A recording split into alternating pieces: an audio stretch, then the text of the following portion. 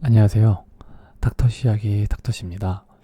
오늘은 여러분과 함께 아주 작은 교회 목회자의 자녀가 갖게 되는 그러한 장점, 유익한 점에 대해서 같이 한번 나눠보도록 해보겠습니다.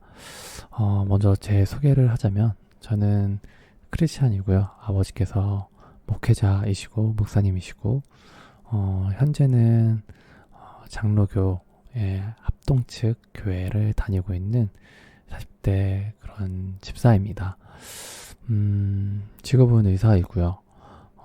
여러분과 함께 제가 갖고 있는 생각들 그리고 묵상, 삶 나눔 이런 것들을 나누고자 이렇게 용기 내서 유튜브를 시작하게 되었습니다. 오늘은 그 첫 번째 시간으로 앞에서 말씀드렸던 아주 작은 개척교회의 목회자의 자녀의 삶에 대해서 나눠보려고 하는데요. 일반적으로 이렇게 아주 작은 교회, 개척교회, 목회자의 자녀의 삶 이런 것들을 나눈다고 하면은 대부분은 조금 힘들고 어려웠었던 점, 뭐 이런 것들을 나누기가 쉬울 것 같은데요. 근데 그런 것뿐만 아니라 좋았던 것도 있기 때문에 이런 부분들은 아마 생각을 잘 못하실 수도 있을 것 같아서 같이 한번 나눠보면 어떨까라는 생각을 하게 되었습니다. 네, 일단 목회자의 자녀로서의 뭐 유익이 있죠. 그런데 이제 그런 건 좀 차치하고요. 작은 교회라서 갖게 되는 어떤 장점, 좋았던 점에 대해서 한번 먼저 나눠보려고 하는데요. 일단 뭐 제 주변에도 목회자의 자녀들, 목사님의 자녀들이 있는데 좀 큰 교회 목회자의 자녀들 같은 경우에는 설교 중에 자신들을 언급할 때가 있다. 이런 것들이 좀 되게 많이 신경 쓰인다. 그런 얘기를 하는 경우들이 있더라고요. 그런 걸 보면은 뭐 충분히 아마 신경이 쓰일 수 있을 거다라는 생각이 드는데 저 같은 경우에는 교회가 뭐 굉장히 작다 보니까 뭐 가족들만 예배를 드리는 형태로 저희 청소년 시기에는 계속해서 그렇게 예배를 드렸기 때문에 사실 설교 중에 저의 이야기를 뭐 하시지도 않을 뿐더러 나온다 한들 뭐 그게 신경이 쓰이거나 뭐 그러지는 않았다. 이런 것들이 어떻게 보면은 큰 장점, 내가 목회자의 자녀로서 목사님의 설교를 들을 때 어떤 내 얘기를 하면 어떻게 하지 이런 거에 대한 부담감이 없다. 뭐 이런 거는 이제 작은 교회이기 때문에 좀 더 부담이 없었지 않았을까라는 생각을 하고요. 두 번째는 좀 같은 맥락인데요. 이게 어쨌든 간에 목사님의 자녀들은 교회 안에서의 행동 거지뿐만 아니라 사실 교회 밖, 동네, 뭐 학교, 뭐 이런 데서도 사실은 굉장히 좀 스트레스를 받습니다. 그런데 뭐 사실 저 같은 경우에는 그런 스트레스가 뭐 없었다고 봐도 무방하죠. 뭐 그렇다고 제가 뭐 망나니처럼 막 살았다 이렇게 살진 않았지만 그럼에도 불구하고 어쨌든 간에 목회자의 자녀로서 그런 부분에 있어서의 어떤 누군가의 눈치를 본다거나 아니면 밖에 나갔을 때 내가 행동거지를 진짜 조심해야 되는데 우리 교회 사람들 만나면 안 되는데 우리 교회 사람들이 어디서 나 보면 안 되는데 이런 생각들 자체를 하지 않을 수 있었던 것이 어찌 보면은 바깥에서의 삶에서의 평안함 뭐 이런 것들에서 좀 좋았었지 않나 이런 생각이 좀 들고요. 그리고 또 하나의 장점 중에 하나는 이거는 뭐 어떻게 보면은 좀 단점에서 오는 것도 있긴 하지만 아무래도 교회가 굉장히 작고 경제적인 부분에 있어서 열악하다 보니까 이런 것들이 어떻게 보면은 제 스스로가 열심히 살아야 된다라는 어떤 동기부여가 되었다. 라고 볼 수 있을 것입니다. 그리고 그러한 것들이 또 지금까지도 좀 필요한 부분에 있어서는 좀 많이 근검절약 하는 데 있어서 생각을 좀 잘 갖고 살아갈 수 있게 해주었다. 이런 것도 어떻게 보면 하나의 장점이라고 볼 수 있을 것 같은데요.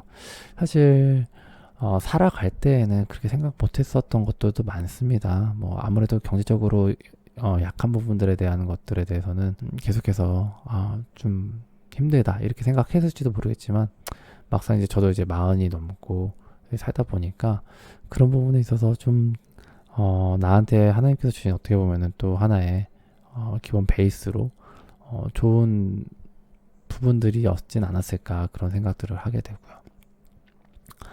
네, 뭐 이러한 부분들이 있어서 장점들이 있었다. 그리고 그냥 일반적인 내용이긴 하지만 목회자의 자녀로서의 장점은 제가 이제 고등학교 기독인 모임을 다니고 있었는데 이 고등학교 기독인 모임에 한 후배가 저한테 그런 얘기를 했어요. 뭐 저는 이제 그 목회자의 자녀이기 때문에 기도할 때 중간에 방에서 기도할 때 중간에 끊기지가 않아서 좋겠다 이런 얘기를 하더라고요. 그게 무슨 얘기냐 했더니 이 친구는 아버지께서 대기업 임원이세요. 그러니까 집도 진짜 좋은 데서 살고 있고 뭐 이러는데 그 가정에서 자기만 하나님을 믿다 보니까 자기가 방에서 혼자 기도를 할 때 부모님 혹시 들어오시면 기도를 안 하는 척을 해야 된다고 부모님이 좀 반대를 하셨었던 걸로 알고 있거든요. 그러니까 그런 부분들에 있어서 저는 사실 살면서 한 번도 기도를 하다가 누가 들어온다고 기도를 끊거나 그러진 않고 보통은 그 들어왔던 분이 그냥 나가시죠. 방문을 열었다가 얘가 기도 안 해 하고 나가시죠. 뭐. 그러한 부분에서 이게 장점이라 생각하지 못했는데 이게 좀 큰 장점이구나 라는 생각이 들기도 했습니다. 그리고 또 하나 뭐 같은 맥락이긴 한데요. 부모님이 아무래도 신앙적인 부분에 있어서의 어떤 결단 이런 것들에 대해서 존중을 많이 해주시는 것 같아요. 그러니까 제가 처음에 고3 때 수능을 보고 처음에는 이제 이공계 쪽으로 학교를 갔다가 그랬다가 다시 이제 수능을 봐서 의대를 가야겠다라고 생각을 해서 1년을 학교를 다니고 2학년 나이 때 통으로 이제 휴학을 하고 다시 수능을 공부했는데요. 3수 나이 때 그때 이제 수능을 보고 지원을 했는데 다 낙방을 했습니다. 그리고 나서 다시 의대를 가려고 이제 수능을 공부를 해야겠다 생각을 한 상황에서 1년을 통으로 하기 힘들고 한 학기를 학교를 다니고 이후에 반수를 하자라는 생각을 하게 되었고요. 그래서 한 학기를 다니고 본격적으로는 여름방학부터 이제 공부를 하기 시작을 한 거죠. 대학교 여름방학은 한 6월 말부터 시작이니까 6월 말부터 이제 공부를 시작을 했는데 근데 제가 이제 고등학교 기독인 모임 아까 잠깐 언급했던 그 고등학교 기독인 모임을 대학교 다니는 상황에서도 계속해서 섬겼었습니다. 이렇게 섬기는 상황에서 수능을 공부하고 있는데 이제 한 8월쯤 됐을 때 그 기독인 모임에서 또 섬기고 있었던 선배 형이 있었는데 그 형이 우리 같이 전도 여행을 떠나자 이런 얘기를 하셔서 그 고등학교 우리 후배들과 함께 전도 여행을 가겠다라고 하는 거예요. 그래서 저보고도 같이 가자고 하는데 저는 이제 다수 나이기도 하고 이제 수능 준비가 얼마 안 남았는데 수능 준비도 많이 미진한데 수능도 실제로 이제 100일도 안 남은 상황에서 3박 4일을 가기에는 너무 부담스럽다라는 생각을 했습니다. 그런데 이제 기도하면서 그래 그래도 내가 전도 여행이고 하니까 1박 2일이라도 갔다 오자 라는 생각으로 그렇게 얘기를 했고 저는 굉장히 저한테는 믿음의 결단이긴 했거든요. 그런데 그렇게 믿음의 결단으로 1박 2일을 가겠다라고 얘기를 했는데 그 형이 야 무슨 소리야 3박 4일 다 가야지 라고 저한테 다시 한번 동기부여 요즘 같아서는 이제 가스라이팅 뭐 이렇게 요즘 세대의 말로는 표현할 수 있을지 모르겠지만 어쨌든 그런 동기부여를 해주셨어요.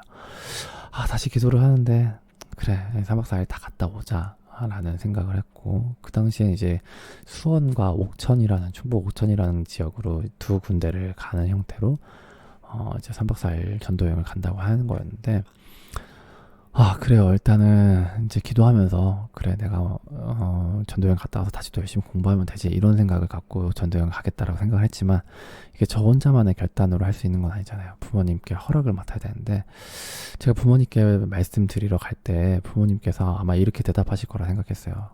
그래 네가 뭐 그렇게 결정한 거 기도하면서 결정한 거 뭐 좋지. 근데 너 공부를 열심히 하고 지금은 공부할 때니까 공부를 열심히 하고 하는 것도 하나님의 일이다. 다시 기도해보고 결정해도 좋을 것 같다. 뭐 이렇게 말씀하시지 않을까?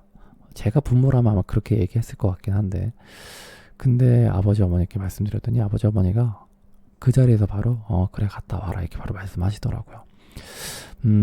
어떻게 보면 이게 신앙적인 부분에 있어서 부모님이 목사님이시고 사모님이시니까 어떤 그런 지지, 믿음, 신뢰 이런 것들은 확실히 부모님께서 좀 많이 보여주시지 않았나라는 생각을 해보게 됐던 사건이긴 했습니다. 그리고 한편으로는 이게 좀 아무래도 교회가 많이 작고 경제적으로 많이 이제 좀 열악하다 보니까 더더욱 저의 선택이나 어떤 이런 것들에 대해서 많이 터치를 하지 않으셨던 것 같기도 해요. 지금 돌이켜보면은 좀 그런 부분들도 있지 않았을까. 그런 것들이 어떻게 보면 또 하나의 장점이지 않았을까. 스스로가 좀 판단하고, 스스로가 선택을 해서, 스스로가 어떤 결단을 하고 일을 해나가는 데 있어서 부모님이 많이 터치하지 않으신 상태로 되도록이면 거의 지원을 해주시는, 그 의사 존중을 해주시고 했었던 것을 볼 때, 그런 것도 어떻게 보면 작은 교회 목회자의 자녀로서 뭐 누릴 수 있는 어떤 장점이진 않았을까. 그런 생각을 합니다.